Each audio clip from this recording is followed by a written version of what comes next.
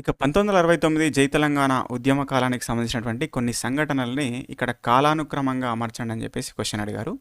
So, దానిలో ఇక్కడ మనం చూస్తే పాల్వంచలో పోటు కృష్ణమూర్తి గారి దీక్ష గురించి, అదేవిధంగా ఉస్మానియా యూనివర్సిటీలో విద్యార్థుల సమ్మె గురించి, అదేవిధంగా వెంకటరామరెడ్డి గారి నిరాహార దీక్ష ఎవరైతే విద్యార్థి సంఘం అధ్యక్షుడు ఉన్నారో ఆయన గురించి, అదేవిధంగా పురుషోత్తమరావు అధ్యక్షన వరంగల్‌లో బహిరంగ సభ గురించి 4 సంఘటనలనేవి ఉన్నాయన్నమాట. కాబట్టి 1969 జై తెలంగాణ ఉద్యమం అనేది మనకు జనవరి 8వ తేదీన జరిగినటువంటి అన్నబత్తుల రవీంద్రనాథ్ గారి యొక్క దీక్షతోని స్టార్ట్ అవుతుంది. ఒకసారి ఈయన దీక్ష స్టార్ట్ చేసిన తర్వాత జనవరి 10వ తేదీన పోటు కృష్ణమూర్తి గారు ఎవరైతే పాల్వంచాలో ఉన్నటువంటి కేటీపీఎస్లో ఒక డైలీ లేబర్గా పనిచేసినటువంటి వ్యక్తి ఈయనకు మద్దతుగా అప్పుడున్నటువంటి నాన్ గెజిటెడ్ ఆఫీసర్స్ అందరినీ తొలగిస్తూ ఉంటే దానికి వ్యతిరేకంగా ఈయన నిరాహార దీక్ష స్టార్ట్ చేశారనమాట. కాబట్టి అది జరిగింది జనవరి 10. ఇక్కడ చూస్తే ఉస్మానియా యూనివర్సిటీ గురించి అడుగుతున్నారు.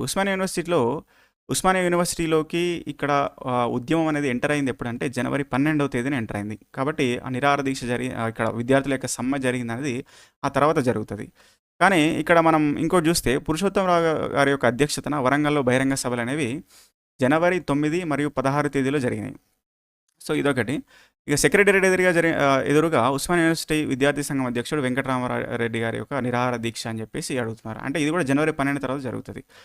కాబట్టి ఇక్కడ మనం చూస్తే పోటు కృష్ణమూర్తి గారి ఆమరణ నిరాహార దీక్ష అనేది మొదటిగా తీసుకోవచ్చు. కాబట్టి ఏ, లేకపోతే టి పురుషోత్తమరావు అధ్యక్షతన వరంగల్లో బహిరంగ సభ అనేది 9వ తారీఖున జరిగింది కాబట్టి అది ముందుండాలి. కానీ ఆప్షన్స్లో మనకు డి అనేది లేదు కాబట్టి ఫస్ట్ ఏతో స్టార్ట్ అవుతుంది అనేది తీసుకుంటాం. కాబట్టి ఇవి రెండు ఇక్కడ తీసేస్తే మనకు 1 కానీ 2 కానీ ఆన్సర్స్.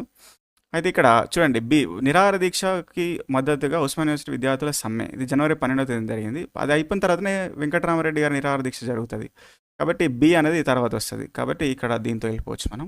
ఫస్ట్ ఆప్షన్ అనేది ఆన్సరు. ఇక ఇక్కడ 16వ తేదీన మనకు బహిరంగ సభ జరిగింది. ఎవరైతే వర్ధన్నపేట ఎమ్మెల్యే టి పురుషోత్తమరావు గారు ఉన్నారో ఆయన అధ్యక్షతన మనకు వరంగల్లో బహిరంగ సభ జరుగుతుంది. ఆ తర్వాత జనవరి 16వ తేదీ తర్వాత మనకు ఇక్కడ ఎవరైతే తెలంగాణ విద్యార్థుల ఐక్య కార్యాచరణ సమితి, Telangana student joint action committee అనేది స్థాపించినటువంటి ఉస్మానియా యూనివర్సిటీ లీడర్ ఎవరైతే కె వెంకటరామరెడ్డి గారు ఉండేనో సో ఆయన నిరాహార దీక్ష అనేది మనకు సెక్రటేరియట్ ఎదురుగా చేయడం అనేది జరుగుతుంది అనమాట. సో ఆ రకంగా ఇది దీనికి సంబంధించినటువంటి అంశాలు.